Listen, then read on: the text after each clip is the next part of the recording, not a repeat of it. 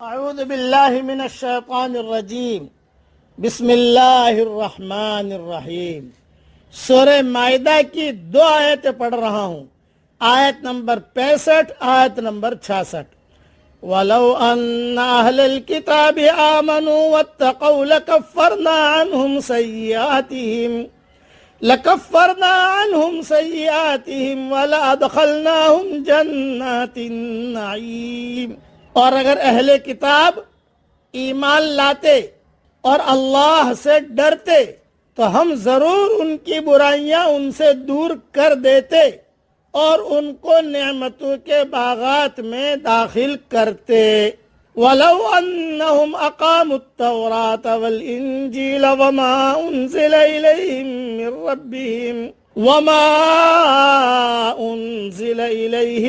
ربهم لَأَكَلُوا من فوقهم ومن تحت أرجلهم۔ اور اگر وہ تورات اور انجیل کی پابندی کرتے اور اس کی جو ان پر ان کے رب کی طرف سے اتارا گیا ہے تو وہ کھاتے اپنے اوپر سے اور اپنے قدموں کے نیچے سے۔ منہم امت مقتصدہ، ایک جماعت تو ان میں سے درمیانہ روش کی ہے۔ وَكَثِيرٌ مِّنْهُمْ سَاءَ مَا يَعْمَلُونَ، لیکن زیادہ لوگ ان میں سے ایسے ہیں جو بہت برا کر رہے ہیں۔ سن لیجئے اس کی تشریح مختصر۔ یعنی تورات اور انجیل کے پابند رہنے کا مطلب ان کے ان احکام کی پابندی ہے جو انہیں دیے گئے ہیں، اور انہی میں ایک حکم آخری نبی پر ایمان لانا بھی تھا تورات انجیل میں، اور وما انزل سے مراد تمام آسمانی کتب پر ایمان لانا ہے جس میں قرآن کریم بھی شامل ہے۔ مطلب یہ ہے کہ یہ اسلام قبول کر لیتے۔ اچھا، اور یہ کہ اوپر نیچے سے کھاتے، یعنی کثرت سے انواع اور اقسام کے رزق اللہ تعالی مہیا فرماتا، یا اوپر سے مراد آسمان ہے، یا حسب ضرورت خوب بارشیں برساتا، نیچے سے مراد زمین ہے، یعنی زمین اس بارش کو اپنے اندر جذب کر کے خوب پیداوار دیتی، نتیجتاً شادابی اور خوشحالی کا دورہ ہوتا، جس طرح ایک دوسرے مقام پر فرمایا گیا ہے وَلَوْ أَنَّ أَهْلَ الْقُرَىٰ آمَنُوا وَاتَّقَوْا لَفَتَحْنَا عَلَيْهِمْ بَرَكَاتٍ مِّنَ السَّمَاءِ وَالْأَرْضِ۔ سورہ اعراف کی آیت نمبر 96۔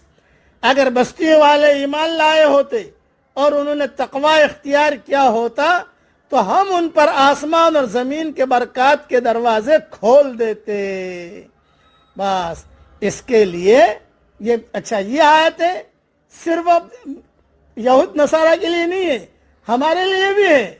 وَلَوْ أَنَّهُمْ أَقَامُوا التَّوْرَاةَ وَالْإِنْجِيلَ، وہ ٹھیک ہے، اور ہمارے لیے اگر ہم قرآن پر عمل کریں، حضور صلی اللہ علیہ وسلم کے طریقوں پر عمل کریں تو ہم بھی اوپر سے نیچے سے کھائیں گے، خوب برکتیں ہوں گی۔ اب اس کی مختصر نصیحت سن لیجئے۔ آسمانی کتاب کے حامل قوموں میں ہمیشہ ایسا ہوتا ہے کہ اصل خدائی تعلیمات میں افراط یا تفریط بڑھا کر یا گھٹا کر وہ ایک خود ساختہ دین بنا لیتی ہیں، اور لمبی مدت گزرنے کے بعد اس کے افراد اس سے اس قدر مانوس ہو جاتے ہیں کہ اسی کو اصل خدائی مذہب سمجھنے لگتے ہیں۔ ایسی حالت میں جب خدا کا سیدھا اور سچا دین ان کے سامنے آتا ہے تو وہ اس کو اپنے لیے غیر مانوس پا کر متوحش ہوتے ہیں۔ یہود نصارہ کا یہی حال تھا، چنانچہ ان کی بہت بڑی اکثریت اسلام کی صداقت کو پانے سے قاصر رہی۔ صرف چند لوگ، مثلا نجاشی، حبشہ کا بادشاہ، عبداللہ ابن سلام وغیرہ وغیرہ، جو اعتدال کی راہ پر باقی تھے، انہیں اسلام کی صداقت کو سمجھنے میں دیر نہیں لگی۔ انہوں نے بڑھ کر اسلام کو اس طرح اپنا لیا جیسے وہ پہلے سے اسی راستے پر چل رہے ہوں، اور اپنے سفر کے تسلسل کو جاری رکھنے کے لیے مسلمانوں کی جماعت میں شامل ہو گئے ہوں۔ तमाम गुमराहियों का असल सबब आदमी का ढीठ हो जाना है। अगर आदमी अल्लाह से डरे तो उसके समझने में देर नहीं लग सकती कि कौन सी बात खुदा की तरफ से आई हुई बात है। डर की नफ्सियात उसके अंदर से दूसरे तमाम मुहर्रकात को हज़फ कर देगी और आदमी खुदा की बात को फौरन पहचान कर उसको मान लेगा।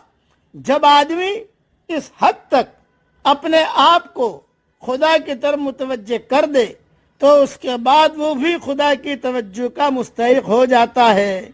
खुदा उसकी बशरी कमजोरियों को इस कमजोरियों के इससे धो देता है और मरने के बाद उसको जन्नत के नेमत भरे बागों में जगह दे देता है। आदमी की बुराइयां बाल्फाज दिगर उसकी नफ्सियाती कमजोरियां वो चीजें हैं जो इसको जन्नत के रास्ते पर बढ़ने नहीं देती।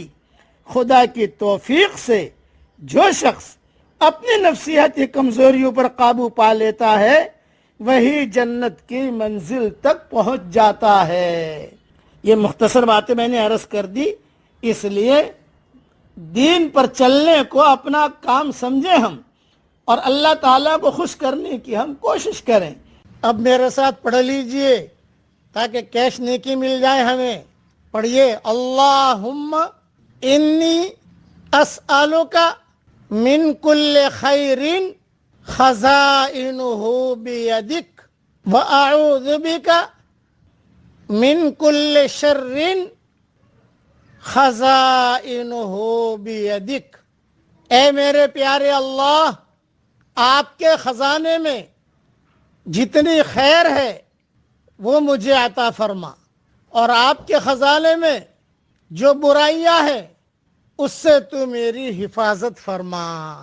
आमीन व आखिर दावाना अनिल हम्दुलिल्लाहि रब्बिल आलमीन।